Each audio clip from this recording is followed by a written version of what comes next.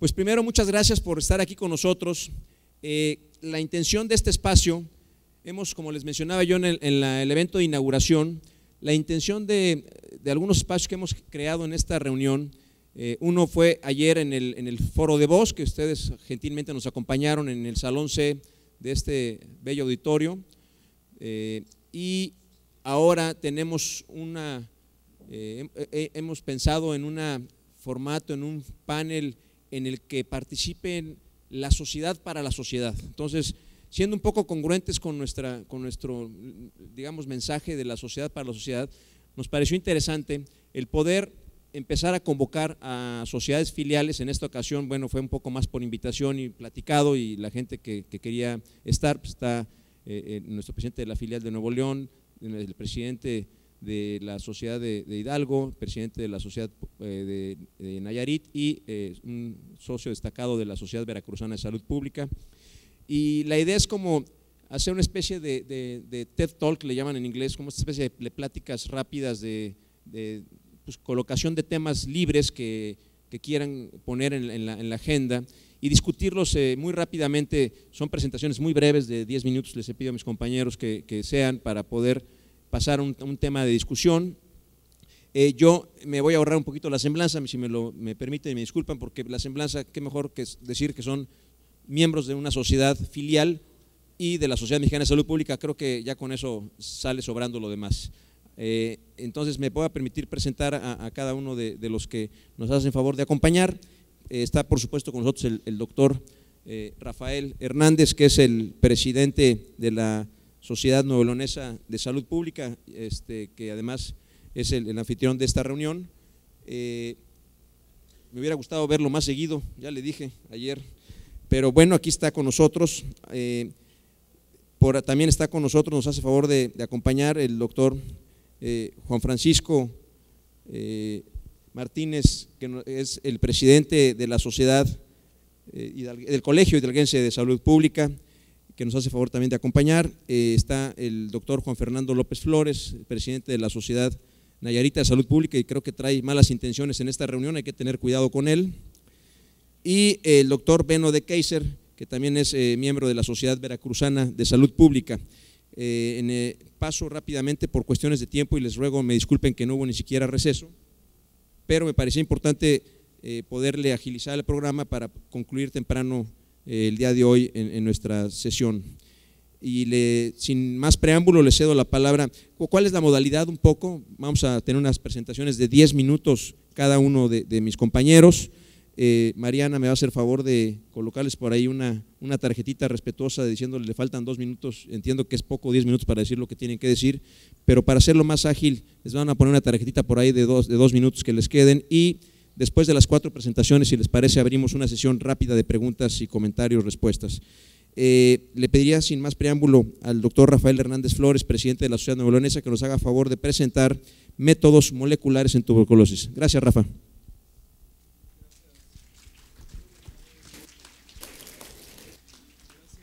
Primeramente agradezco la invitación al doctor Miguel Ombera por participar, y bueno, pues gracias por haber tenido en cuenta Nuevo León como sede de esta reunión anual. Y bueno, pues la intención de presentarles a ustedes la implementación de métodos moleculares, dar las gracias a la Secretaría de Salud, al personal de tuberculosis de la Secretaría de Salud, que me haya permitido utilizar sus datos para presentarlos en esta reunión anual, y en la cual nosotros como Sociedad Nuevo-Leonesa de Salud Pública estamos incluidos en los trabajos de esta área, y bueno, permitirles darles los resultados. Bueno, la tuberculosis en México, pues todo el mundo sabemos qué es la tuberculosis, cuáles son los alcances y los casos. Estas son cifras oficiales de la Secretaría de Salud Federal, y bueno, en el 2014 cierra con en promedio 20,000 casos, de los cuales el estado de Nuevo León presenta en promedio entre 1,100 y 1,200 casos nuevos de tuberculosis en todas sus formas. Tenemos porcentajes similares a nivel federal en relación a que en promedio el 80% son del tipo pulmonar, y la diferencia en el otro porcentaje pues son pleural ganglionar. Nosotros, como un estado líder en prevalencia en diabetes, pues bueno, tenemos más asociación tuberculosis-diabetes en un 26% comparado con el nivel nacional, pero sí tenemos asociación menos comparada a nivel nacional, tanto de el binomio tuberculosis-sida como en pacientes pediátricos. En el 2013, la Secretaría de Salud presenta 138 defunciones con 60 casos de tuberculosis fármaco-resistencia.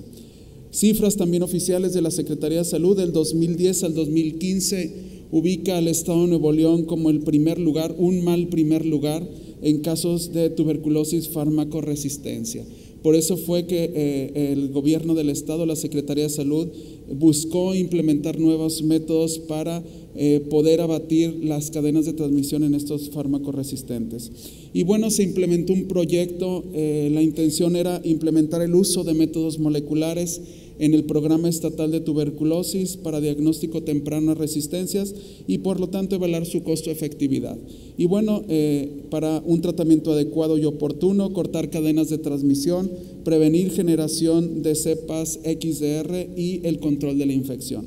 Para eso, pues se evaluó en una primera instancia los métodos convencionales con los métodos moleculares y bueno, sabemos que son de mayor tiempo a menor tiempo. Y bueno, estos son los resultados. Voy un poco rápido porque tengo 10 minutos, pero bueno, básicamente estos son los resultados del estudio.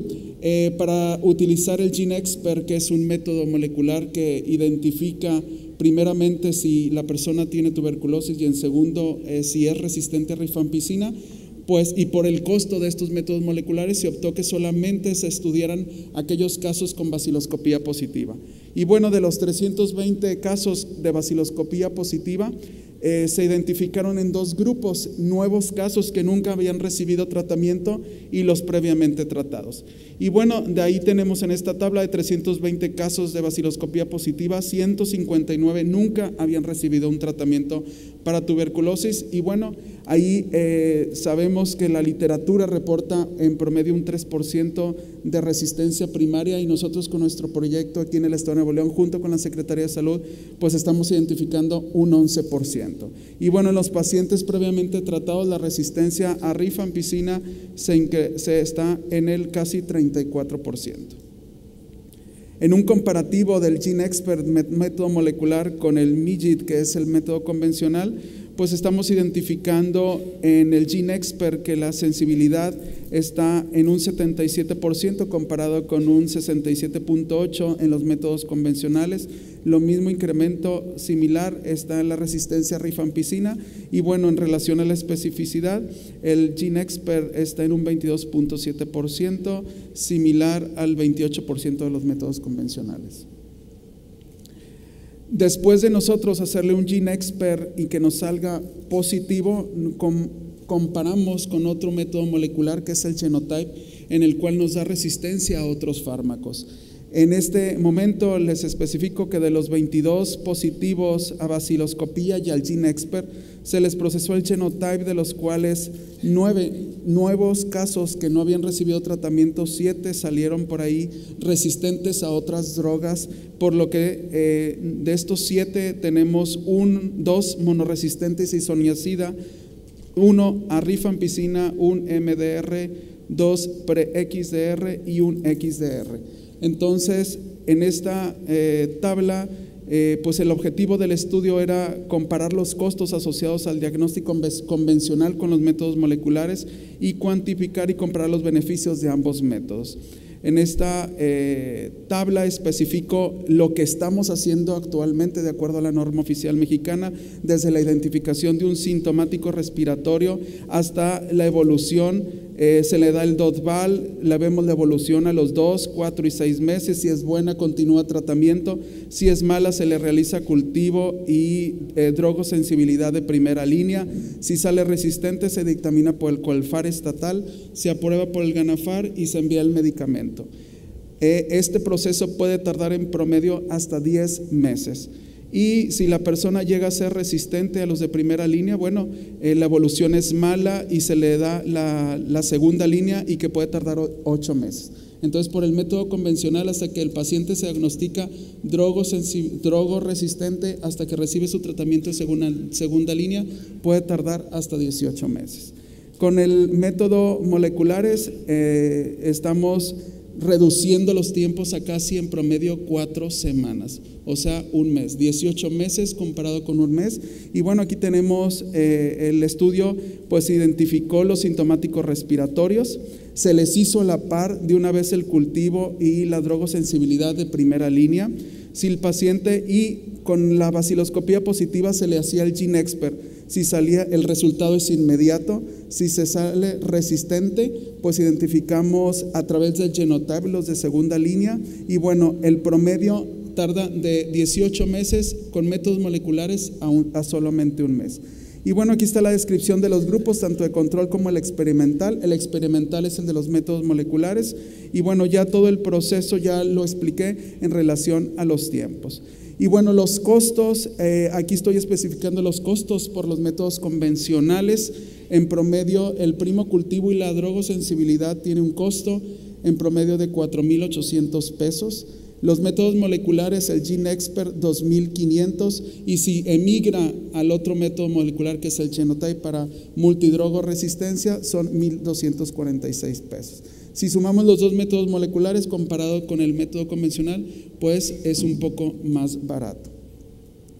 Y bueno, aquí están los costos por persona. El GeneXpert me cuesta 2,500, cultivo y drogosensibilidad pues son los 4,800 pesos. Y bueno, la conclusión de esta tabla es que al momento de que nosotros reduzcamos los tiempos, pues vamos a reducir que la persona, que a pesar de que lleve un control estrictamente supervisado a través del TAES, y si él trae una drogoresistencia, pues de nada nos va a servir esperarnos 2, 4 y 6 meses.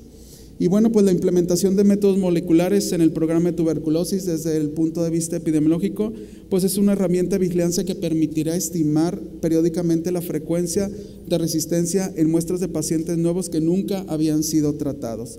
Y bueno, conocer la frecuencia y caracterización de la resistencia primaria es especialmente importante para que los programas de control de tuberculosis puedan estandarizarse en todo el país para iniciar el tratamiento de manera oportuna.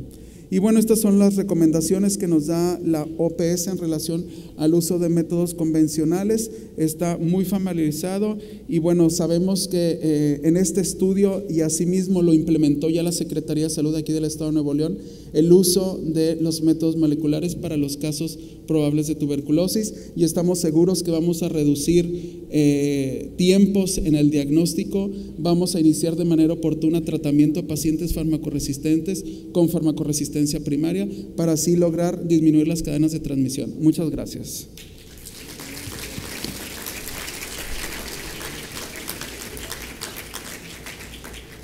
Muchas gracias, Rafa, muy amable, interesante la reflexión. Y además aquí está el doctor Alberto Díaz Quiñones, que lo estaba yo viendo cuidadoso ahí con tus láminas, ahí seguramente tendrá algunas reflexiones que comentar. Un tema sin duda fundamental en materia de salud pública es la capacitación continua. Me parece que es un reto que tenemos, y yo creo que por eso justamente Juan Francisco le ha querido colocar ese título a su presentación, los retos de capacitación continua en la salud pública. Y sin más, le pido a Juan Francisco Martínez Campos nos haga favor de hacer su presentación. Gracias, Juan Francisco. Gracias, buenos días a todos. Gracias, bueno, el día de hoy decidimos en el Colegio Médico de Salud Pública de Hidalgo hablar de la capacitación continua, porque es algo que es de nuestro interés y que debería ser del interés de todos los que practicamos la salud pública en el país y en el mundo. Pero antes de empezar esta charla, y voy a hacerla más breve porque quiero tocar 2 puntos, es que quisiera yo robar más su atención y ser más entretenido que el cómico de ayer, que no pudo lograrlo en la peña del que festejó la sociedad. Pero también quisiera decirles que el trabajo que está haciendo la Sociedad Mexicana de Salud Pública, ayer tuve la oportunidad de participar en esta reunión con los presidentes y cuerpo de gobierno, y me doy cuenta que vamos por el camino correcto. Me doy cuenta que la selección que se ha hecho de la gente que interviene en esta Sociedad Mexicana de Salud Pública, creo, y ayer me convencieron que están haciendo lo que se debe de hacer. Entonces yo quiero felicitarlo, doctor Lombera, y a la vicepresidenta por el trabajo que están haciendo y que seguirán haciendo seguramente.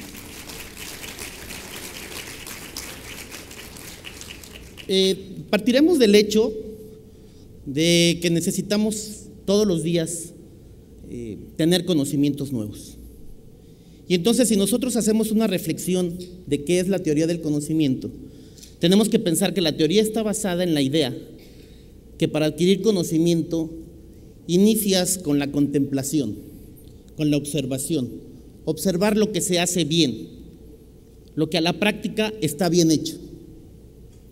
Seguido, tener la idea abstracta, que nosotros le llamamos pensamiento, utilizar la inteligencia para recolectar toda esta información de la que está siendo objeto nuestro cerebro para poder captarla, y después la práctica, una buena práctica, a tal manera que la repitas hasta la última de las veces y la empieces a realizar con maestría. Entonces, en estos 4 pasos de que tenemos la teoría del conocimiento, pues se ve incluido una espiral. ¿Por qué una espiral? Porque es una espiral ascendente en el que vamos obteniendo el conocimiento todos los días y que, bueno, para poderlo adquirir efectivamente tendría que ser con ideas nuevas. Pero cuando hablamos y definimos la educación continua, sabemos pues que es una actividad planeada, organizada, sistematizada y programada, y distinta al sistema educativo formal. Es decir, no tiene la misma estructura que tienen las licenciaturas, que tienen las maestrías o que tienen los doctorados. Tiene diferente estructura, y esto le permite ser más interesante en un menor tiempo y tener un mayor cúmulo de información específica. Está preferentemente dirigida a profesionales con formación específica previa. Es decir, un chef no sería adecuado que tomara un diplomado en epidemiología. Tendría que ser una educación ad hoc a la capacitación que estamos dando en específico. Y bueno, siempre tendremos que tomar en cuenta que son ramas de la ciencia o tecnología que están reconocidas por la UNESCO. Es decir, hay de repente pseudociencias que no son verdaderamente reconocidas por la UNESCO o no son parte de una ciencia reconocida, y entonces se ponen a dar diplomados y nosotros estamos pensando que estamos tomando un diplomado adecuado. El propósito de la educación continua pues es actualizar nuestros conocimientos, y estos van a estar de acuerdo a los avances y el desarrollo de las distintas ramas disciplinares. Adquirir nuevas habilidades y competencias para un mejor desempeño profesional. Es decir, los que nos capacitamos en salud pública, no podemos pensar que todos los que venimos hoy a capacitarnos en salud pública vamos a ser secretarios de salud. No hay estados suficientes. No todos podemos ser subsecretarios o subsecretarios estatales de salud. Lo que nos sirve es para que en el momento donde estamos, en el lugar donde nos desempeñamos, hagamos el mejor de los papeles, con la mejor, no tan solo la mejor actitud, sino con las mejores herramientas para resolver el problema. Entonces, la educación continua se imparte en diferentes esquemas: diplomados, cursos o cursos taller, seminarios y conferencias. Cuando hablamos de un diplomado, este no es un grado propio no es un grado académico, es solo una actualización. Vamos a profundizar en el conocimiento. Normalmente tiene una estructura modular, secuenciada, es decir, no podemos tratar módulos al azar, debe de estar secuenciada para poder profundizar en el conocimiento, y tiene rigor académico y metodológico. Debe de tener una duración mínima de 120 horas, según los créditos académicos que propone el CUMEX, que es el Consorcio de Universidades Mexicanas, y que está hablando que cada crédito académico equivale a 16 horas de diplomado. Por tanto, un diplomado tendrá entre 7 y 8 créditos académicos. Tenemos los cursos. Estos promueven la adquisición de conocimientos nuevos o la actualización de los ya existentes con una técnica específica. Normalmente los cursos están conducidos por un especialista o un experto.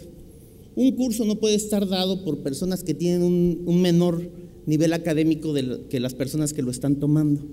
Un curso no puede estar dado por una persona que no tiene experiencia.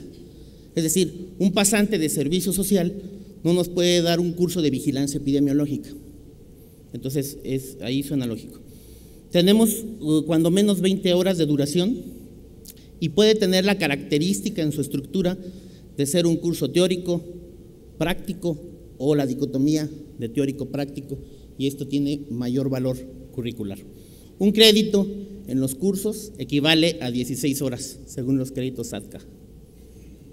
El seminario, la mayoría de nosotros hoy presentes aquí, conocemos los seminarios, porque estos son trabajos de reflexión, consolidamos y hacemos transferencia y generación de conocimiento, y normalmente son grupales, es decir, 50 personas se juntan y trabajan sobre una propuesta de investigación o de trabajo, y entonces nos permite criticarlo, una crítica constructiva desde luego, una participación grupal y la generación de conclusiones, es decir, proponerle a la persona que está presentando el trabajo en qué debe de corregir el trabajo presentado. Cuando menos debe de tener 2 horas de duración, y los créditos académicos también son un crédito por cada 16 horas que dura un seminario. Y después tenemos las conferencias como las que hemos estado asistiendo el día de hoy. Esta es una total transferencia del conocimiento. Son de exposición corta, ojalá que todas fueran de exposición corta, que se desarrolla por un especialista, un experto, y al final hay la oportunidad de una sesión de preguntas y respuestas. Aquí, en las conferencias, se necesitan 20 horas por cada crédito académico, puesto que no hay si recordamos aquel espiral que les platiqué al principio, no se desarrolla ningún tipo de práctica, solo se recibe, hay observación, hay la idea abstracta, o sea, el pensamiento, pero no se hace ningún tipo de práctica, entonces se necesitan más horas para que tenga un crédito académico. Y bueno, pues el crédito es el valor que se otorga a una asignatura, actividad o unidad de aprendizaje. El crédito no garantiza la calidad, lo único que hace es reconocer el tiempo de acuerdo al programa educativo que se está presentando. ¿Cuáles serían los retos que tenemos nosotros en la capacitación en salud pública? Pues primero, cumplir con capacitaciones que tengan mínimos de calidad. Y cuando me refiero de mínimos, no estoy hablando de chiquitos, O sea, estoy hablando de indispensables de calidad, que la otorgue la institución que la otorgue, debe de cumplir con ellos para que sean considerados cursos, diplomados, conferencias, etcétera.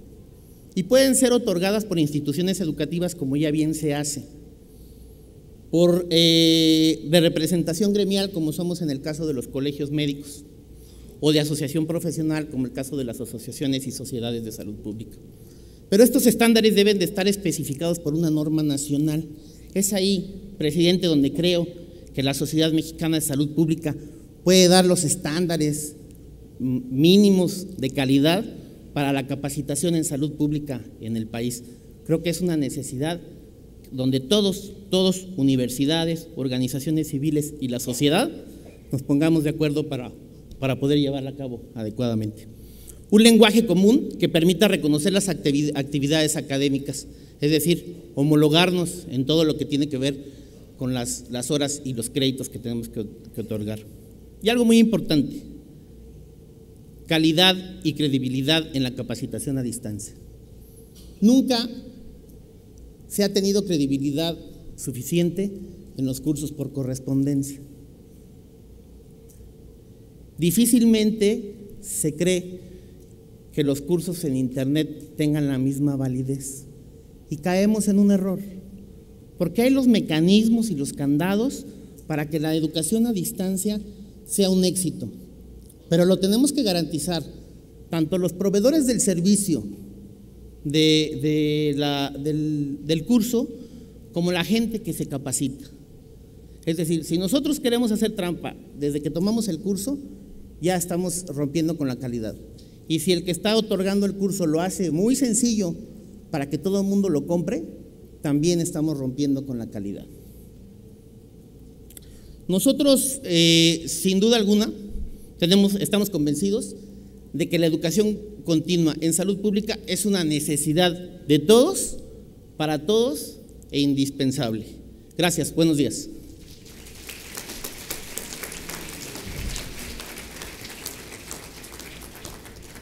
Muchas gracias, Juan Francisco, muy amable. Gracias por tus comentarios y gracias por y sin duda, como platicábamos ayer y hoy, nos parece que tenemos que trabajar desde la sociedad para poder aglutinar este componente de capacitación y ya tenemos una plataforma Aprende que me parece que debe ser utilizada y debemos sacarle el jugo que tiene esa extraordinaria plataforma. Y tenemos toda la intención de poder sacar a través de Aprende este diplomado en salud, este curso en salud pública, también diplomado en salud pública con el respectivo aval, que creo que eso este país lo requiere. Paso con el doctor Juan Francisco López Flores, López Flores. Fernando, te agradezco mucho la presentación sobre suicidio como problema de salud pública. Muy buenos días a todos. Un agradecimiento, doctor Miguel Lombera, por la invitación, a usted, a todo su equipo y sobre todo a ustedes por estar con nosotros, a nuestro equipo de Nayarit que aquí está echándonos porras, ¿no? Y yo creo que es un tema, en salud pública hay muchísimos retos, ya lo vimos durante todas las conferencias que hemos tenido, y la salud mental es otro de los retos que como salubristas tenemos, ¿no? Qué deseable sería que todos los habitantes de nuestra población tuvieran esa capacidad de afrontar las tensiones que tenemos durante la vida diaria, ¿no? Que tuviéramos una forma de trabajar productiva y fructífera y que además contribuyéramos con nuestra comunidad. Sin embargo, en salud mental eso es muy diferente, porque sabemos que el 13% de la carga de las enfermedades se debe a las enfermedades mentales, porque las enfermedades mentales constituyen una de las 3 principales causas de mortalidad en los jóvenes de 15 a 35 años, sobre todo relacionadas con el suicidio. Se sabe también que alrededor de un 25% de los mexicanos de entre 18 a 65 años han padecido en algún momento de su vida un problema de salud mental. Y los jóvenes pues también, alrededor del 25% tienen problemas de salud mental como son la ansiedad, el déficit de atención, la depresión, el uso de sustancias y el intento suicida. ¿Y por qué suicidio relacionado con enfermedades mentales? Porque en México el 8.3% de la población, según la encuesta epidemiológica psiquiátrica, tiene ideación suicida, el 3.2% ha planeado suicidarse y el 2.8% ha intentado suicidarse. Este tipo de problema de salud mental está asociado con el suicidio o con la ideación suicida en un 60.9% y con el intento de suicidio en un 74%. Y entonces el suicidio se relaciona con algunos problemas de enfermedades mentales como la esquizofrenia, la depresión mayor o el consumo de drogas. Pero ya sabemos que el suicidio es un problema que se debe a múltiples factores, por ejemplo, el desempleo, desintegración, violencia familiar, es decir, problemas sociales, económicos, psicológicos, biológicos y hasta genéticos. En algunos casos se están haciendo investigaciones al respecto, ¿no? Esta es la problemática del suicidio que se tiene a nivel mundial, en donde vemos países de Europa, de Asia, y ya empiezan a aparecer algunos países en América, en rojo, que son las tasas más elevadas, de más de 15 suicidios por cada 100,000 habitantes, y nos reportan que en 2012 se tuvieron 804,000 suicidios en un año. O sea, en este tiempo que yo voy a estar exponiendo, se van a suicidar alrededor de 15 personas, o sea, 1 por cada 40 segundos. Y si se estima que hay entre 10 a 20 intentos de suicidio por cada suicidio, entonces se estarían suicidando cada 3 segundos una persona, ¿no? La carga de enfermedades que tiene global el suicidio es de 1.3% y se estima que para 2004 esta carga aumente a 2.4%. En México tenemos esas tasas de mortalidad por suicidio en 2012 y vemos que los estados con mayor problema de suicidio pues son Yucatán, son Quintana Roo, son Campeche, son Tabasco, está Aguascalientes y está Colima, con la tasa más alta que es de 7.2 a 10.1 por cada 100,000 habitantes. En ese año se suicidaron 5,549 personas en México, es decir, ocurren alrededor de 15 suicidios al día. Y la tendencia en cuanto a mortalidad por suicidio de 1970 hasta 2007, pues ha ido en incremento, sobre todo de 1985 a la fecha. Y bueno, el desarrollo de la tecnología, del internet, de los celulares, prácticamente nos ha hecho que veamos radiografías de suicidios de personas en Facebook o en los medios sociales. Esta es una jovencita de Veracruz que prácticamente documentó su suicidio hasta el momento previo en que se iba a colgar con selfies, y bueno, la última foto obviamente es del Ministerio Público. Pero en Nayarit también ocurren problemas de conducta suicida. Generalmente vemos en sus páginas de Facebook ideaciones suicidas o incluso intentos de suicidio, ¿no? Y un problema que detectamos en el estado de Nayarit precisamente fue que a partir de 2004 se incrementó en un 72% las muertes por suicidio. Los 10 años previos era un promedio de 44 suicidios en el estado por año. Debido a eso, hemos conformado un comité interinstitucional de prevención del suicidio en el estado de Nayarit, que está conformado por el secretario general de gobierno, por un psiquiatra que está apoyando las actividades, por el SECA, por la SED, por los municipios. Conformamos un comité multidisciplinario y hasta ahorita llevamos un 18% menos al año pasado en cuanto a casos de suicidio en el estado de Nayarit. Habría que ver si es efecto de estas actividades o se deban a otras, ¿no? Y actividades semejantes se están realizando en otros estados como en Guanajuato, como en Quintana Roo, como en Yucatán, como en Aguascalientes. Habrá que ver también que nos compartieran sus resultados en cuanto a eso, ¿no? Y esas son las actividades que hemos hecho en este comité, actividades de control y prevención. Aquí las puse al revés, a como estamos acostumbrados, que es prevención y control, porque hemos actuado más de acuerdo a los recursos que tenemos en actividades de contención de los intentos de suicidio. Se ha actuado más en eso.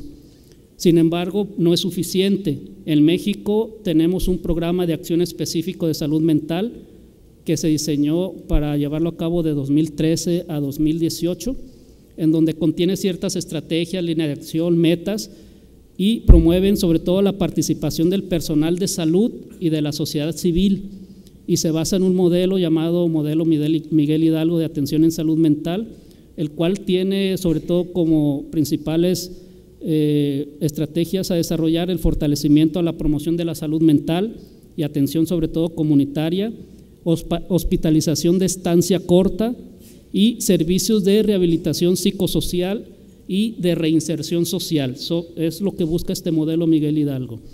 Pero sin embargo, como todos hemos dicho aquí en este podio, tenemos retos en salud pública, esos nunca se acaban para los salubristas, y uno es desarrollar políticas y un marco legislativo adecuado en cuanto a suicidio estoy hablando, llevar una adecuada vigilancia epidemiológica, promoción y prevención multisectorial, reorganización de los servicios y ampliación de la cobertura, aumento de la inversión en este tipo de cuestiones de salud mental y un buen sistema de evaluación.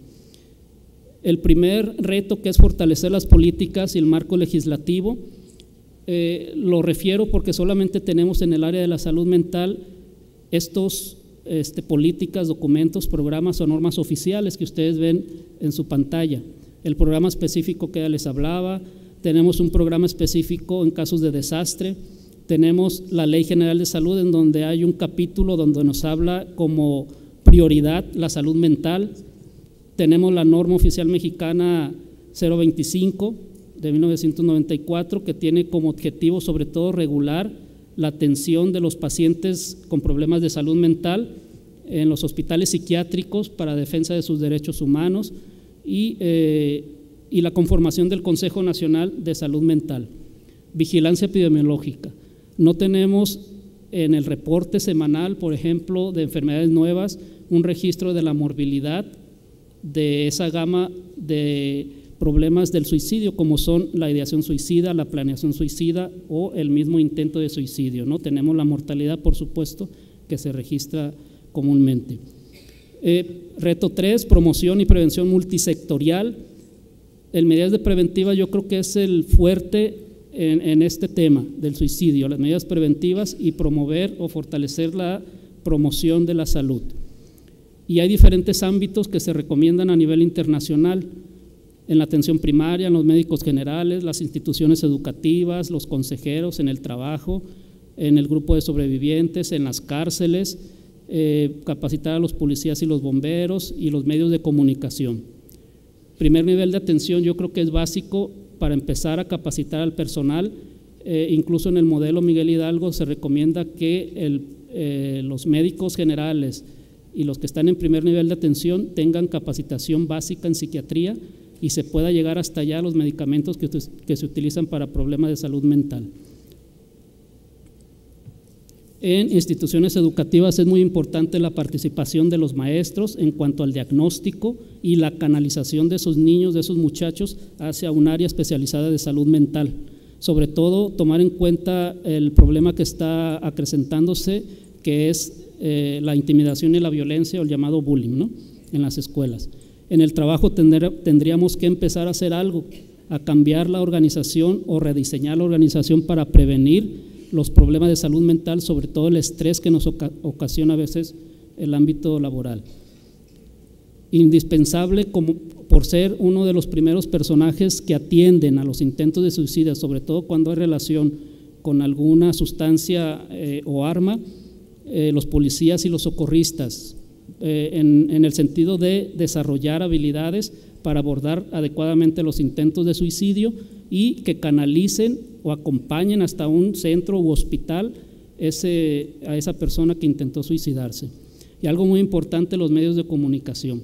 Ya hay documentación suficiente de que sí producen los medios de comunicación un efecto, el efecto Werder, que se llama, respecto a la imitación del suicidio en personas que son susceptibles de llevarlo a cabo. Entonces, aquí es muy importante, aquí tendríamos que entrar, yo creo que hasta legislar en ese tipo de cuestiones sobre cómo deben de abordar los temas o los reportes, o cómo deben aparecer las fotografías o los reportes de suicidio de los casos que aparecen en los periódicos o en la televisión. Una cuestión muy importante es la reorganización de los servicios, porque como ustedes ven, el piquito más alto es los hospitales psiquiátricos. Sin embargo, necesitamos irnos hacia la base, hacia los centros de salud, hacia el ámbito comunitario, ya que los hospitales psiquiátricos se gastan el 80% del presupuesto, y sin embargo en los hospitales o en las casas de medio camino, que se le llaman, solamente tenemos el 2% de las camas para atender este tipo de problemas. Aumento en la inversión, solamente el 2% de la inversión del presupuesto en salud se gasta en salud mental, y como ustedes ven es ridículo el presupuesto que tenemos en prevención de algunas cuestiones de salud mental en el Estado, 71,000 pesos en 2014, 199 en 2015 y el 2016, para hacer todo ese tipo de acciones. Y finalmente, como reto 6, la evaluación de las estrategias a través de un buen sistema, por ejemplo, indicadores que nos hagan ver el impacto que tenemos en cuanto a la reducción de la tasa del suicidio, evaluar las intervenciones si son efectivas o no, y ver el porcentaje de disminución de casos hospitalizados por intentos de suicidio. Y bueno, muchas gracias por su atención y esperamos verlos en Nayarit el próximo año. Gracias. Gracias, Fernando, muy amable, muchas gracias. Sin duda, el tema de salud mental es un tema en la agenda de salud pública que ya nos estamos tardando y hay que colocarlo ahí, te lo aprecio mucho. Bueno, pues finalmente le pido al doctor Beno de Keyser de la Sociedad Veracruzana de Salud Pública que nos hable sobre el abordaje de género desde el enfoque de la masculinidad. Gracias, Beno. Buenas tardes ya, agradezco mucho la invitación para estar en esta reunión, prácticamente cerrando. Soy parte también del Instituto de Salud Pública de la Universidad Veracruzana y miembro de una red internacional que se llama Men Engage, que aquí nos llamamos Cómplices por la Equidad. Retomo este cartel que lo difundió la Secretaría de Salud en Veracruz y que creo que es bastante claro de algunos de los efectos a veces negativos que tenemos los hombres en la vida de muchas mujeres. Retitulé el trabajo como Género, Masculinidades y Salud. Dedico esta presentación, ya va a ser muy pronto, el 25 de noviembre, a mujeres que han fallecido en diferentes circunstancias. En el primer caso, las hermanas Mirabal, un asesinato de corte político. Regina Martínez, una de las periodistas y hombres y mujeres que han muerto en Veracruz, donde ejercer el periodismo es un factor de alto riesgo, y Malala, que se salvó de ser asesinada por defender el derecho de las niñas a la educación. El género es un campo, es una mirada, es uno de los determinantes sociales que ha emergido con un gran poder explicativo de lo que pasa, de lo que sucede en el proceso salud, enfermedad, atención. Es un regalo que recibimos de las mujeres que han impulsado esta mirada, la recibimos de los hombres como un regalo porque nos permite también revisarnos a nosotros mismos y no creernos en el determinismo biológico de que los hombres somos determinados, predeterminados por nuestra biología, sino que esto tiene que ver con la cultura, y si tiene que ver con la cultura es modificable. Hay daños a la salud claramente diferenciables. Aquí vimos un 60 y tantos % de hombres con tuberculosis. Bueno, ¿dónde está el género ahí presente, por ejemplo? En el suicidio las estadísticas nos gritan la presencia del género. Por cada hombre que intenta suicidarse hay 4 mujeres y ellas llegan a los servicios de emergencia. Nosotros llegamos al forense. Por cada mujer que se suicida, en promedio son 4 o 5 hombres, y esta estadística se repite en toda América Latina. ¿Cómo está presente el género en nuestro actuar como trabajadores y trabajadoras de la salud? ¿Cuál es la presencia de las relaciones de género como relaciones de poder en el funcionamiento de los servicios? Y finalmente, ¿de qué forma están presentes o ausentes esta mirada de género en las políticas de salud? Es una presencia creciente, pero todavía insuficiente.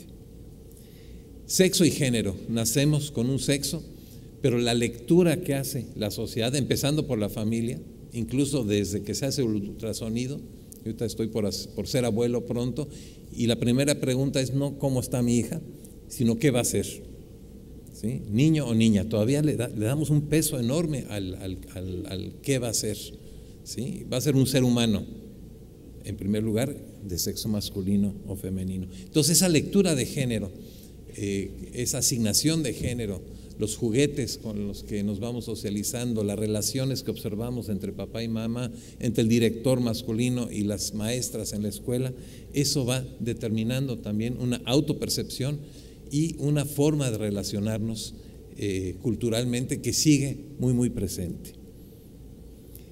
Hay una visión, digamos, más superficial del género, en donde se considera que hay que cambiar los roles de género, pero los roles están inscritos en algo que es mucho más profundo, que es la división sexual del trabajo, que todavía persiste, ha ido modificándose rápidamente, pero con el costo de la doble jornada para muchísimas mujeres, o lo que se considera el sistema sexo-género, que sigue estando presente y que necesita, más allá de cambios de actitudes o de estilos de vida, necesita cambios estructurales, legales, culturales y demás. Esta imagen la tomé aquí en el aeropuerto hace como 6 o 7 años, un joven obrero vestido a la usanza obrera de, digamos, mediados de siglo o un poco antes, hijo de campesinos, y arriba dice ave sin rumbo, ¿sí? Ahí está la imagen del padre como un elemento fundante para hombres y mujeres. Obviamente la imagen de la madre también es importantísima, pero quiero trabajar un poco más la beta de la construcción de las masculinidades. Y en eso pues pesa mucho más lo que observamos, lo que vivimos, a veces lo que sufrimos, que un acuñamiento en una ley o en el libro de texto gratuito que hable de la igualdad entre hombres y mujeres. Creo que es importante que se diga, pero esto lo observo, es experiencia cotidiana en mi vida. Cuiden sus gallinas, que mi gallo anda suelto. Esa frase, yo soy papá de 5 gallinas, la he escuchado muchas veces y es un mensaje como muy claro y tiene que ver con el embarazo, tiene que ver con la salud reproductiva. Y uno dice, bueno, ¿y el gallito no habría de cuidarse también en plena época de VIH, SIDA y papiloma humano? Y debería de cuidar también a las gallinas con las que pueda tener contacto. Lo que vimos en la infancia, vimos participación en trabajo doméstico, observamos violencia, observamos negociación de los conflictos, ¿Qué es lo que observamos? Y eso es un elemento fundante. Y lo digo desde 12 años de experiencia de trabajo con hombres que tienen problemas de violencia en sus principales relaciones, tanto familiares, pero también laborales y hasta en el tránsito. Muchas gracias. No, todavía no. No, es que voltearon un poco la pantalla hacia acá. No, todavía no nos vamos. Sí. Dijeron que breve, ya terminó, no. Gracias por el aplauso adelantado. Vemos la presencia todavía masiva de los hombres en el fenómeno de violencia. Hay hombres agredidos, es cierto, pero la balanza, sobre todo en violencia física y sexual, se carga mucho hacia las mujeres. Los feminicidios, una gran problemática del país. La mujer como algo que se puede desechar. El feminicidio con el agravante de la mutilación, la violación. ¿Sí? No hay que ser psicoanalista para entender que hay muchas cosas sucediendo ahí en estos hombres que llegan a ese tipo de violencia. Vean simplemente esta gráfica. Las 3 curvas de arriba, asaltos, está en inglés, perdonen por eso, es homicidios, los accidentes, ¿sí? Y el suicidio. Y las 3 curvas de abajo son las curvas de las mujeres. Entonces vemos una enorme diferencia. Con mucho respeto les pregunto, ¿quién en su familia, quién ha tenido en su familia un hecho de muerte por homicidio en varones, de suicidio de algún varón, de muerte por accidente o situaciones graves ligadas al consumo de sustancias? Por favor, levantemos la mano. Bueno, creo que hay subregistro. Chequen, verifiquen, ¿sí? Realmente es una problemática muy fuerte que en algún momento nos toca con los padres, con los abuelos, con los tíos, en nuestra propia vida o en los hijos y las hijas. Y vemos, bueno, la sociedad para la sociedad, los hombres para la sociedad aportamos de pronto situaciones como estas.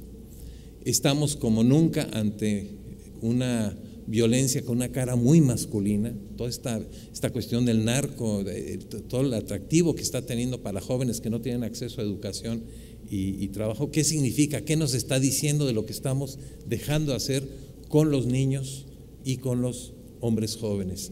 Hay estudios muy interesantes de una mirada relacional, en el caso de diabetes con Aurora del Río y el Centro Nacional de Equidad de Género y Salud, este trabajo de Débora Tajer, que empieza a analizar críticamente desde una mirada de género el fenómeno del infarto al miocardio. Habría que ver qué significa ser paciente con tuberculosis para un hombre, para una mujer, y por qué se dan estas diferencias, cómo está el apego. Un colega mío, es el último correo que me mandó, me dice: no tengo tiempo, a ver qué tanto se identifican ustedes aquí. Necesito tiempo para volverme a encontrar con los amigos y en los mismos escenarios. Él ya se estaba jubilando. Me he prometido parar la máquina, pero no sé cómo hacerlo. Se jubiló, era decano de una facultad de medicina en Chile, y a los 3 meses se volvió a contratar. Y a los 2 meses murió de un infarto masivo y ya nunca llegó a visitarme aquí a México. Eso de parar la máquina, vivir el cuerpo como máquina, es algo muy masculino, ¿sí? Y nos metemos un shot B o unas inyecciones de complejo B para seguir funcionando, y muchas mujeres están subiendo a ese tren. Entonces, género tiene que ver con el autocuidado, tiene que ver con la forma en que proveemos servicios y la creación de políticas y programas. Esto me ha llevado a acuñar a la masculinidad como un factor de riesgo, y es la masculinidad hegemónica. Y no es para victimizarnos, sino para atender esta situación. Y no significa que todos los hombres seamos iguales, esa frase no la avalo, sino que hay formas diferentes de ser hombre, y muchas de estas formas nos llevan de pronto a situaciones de riesgo. Y nos permite ver que si los hombres hemos sido parte de algunos problemas que he mencionado ahorita, quizás seamos parte también de la solución. Es importante empoderar a las mujeres, pero ¿qué hay que hacer del lado de los hombres? ¿De qué forma estamos presentes o ausentes en estos temas que están en la diapositiva? ¿Cuál es nuestro papel con la salud materna? ¿Hay un papel de los hombres? Hubo un evento hace un mes. ¿Cuál es el papel de los papás para fortalecer la salud materna y la salud infantil? Hay muestras claras de que muchos hombres quieren cambiar, que están viviendo los costos y desean subirse a este proceso de cambio que ya iniciaron las mujeres.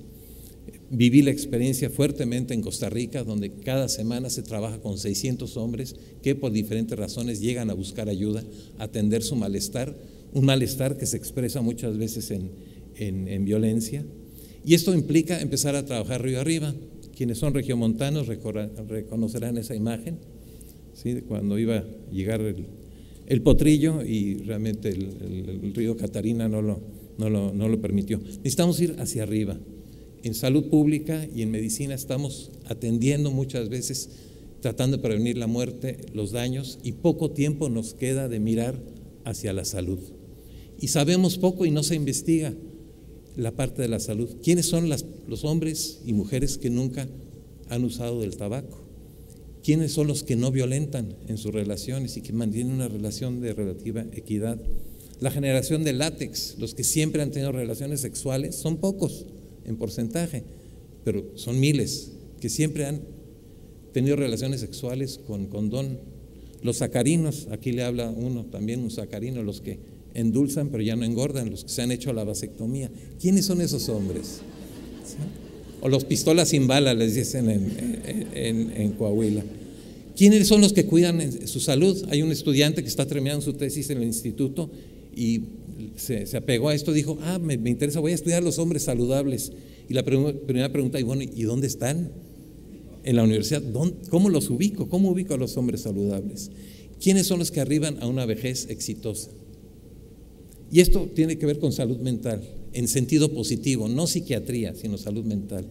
¿Cómo están nuestras redes sociales? Y no hablo de Facebook, cuántos amigos, sino nuestras redes, nuestros vínculos significativos. ¿Cómo está nuestra capacidad de resiliencia? Nuestra autoestima. Taller de autoestima van las mujeres. Los hombres no necesitamos, y es cierto, sí es cierto que necesitamos fortalecer la autoestima. La inteligencia en relación con las emociones, la negociación de conflictos y la comunicación. Y esto nos plantea trabajar desde lo subjetivo hasta las políticas públicas y las leyes. Implica desarrollar una perspectiva relacional, una perspectiva de género relacional que pueda ir anticipando cambios como el aumento del VIH-Sida en mujeres, como el aumento de las adicciones en mujeres, pero también el aumento de la reprobación y el abandono del proceso escolar en los hombres. Y esto implica un necesario diálogo con el amplio movimiento de mujeres en México. Voy cerrando. El trabajar con los hombres significa 3 elementos básicos, siguiendo a Michael Kaufman. Es cuestionar el poder en nuestras relaciones, cómo ejercemos el poder en nuestras relaciones, no solo con las mujeres, sino entre hombres. Ojo, reconocer el costo que esta socialización de género ha generado para las mujeres, pero también para los hombres, y lo que es más difícil, reconocer las ventajas del cambio. Cierro con esta diapositiva con algunas referencias de instancias internacionales que están activamente impulsando este trabajo en torno a los hombres con una mirada de igualdad de género. Y ahora sí, muchas gracias.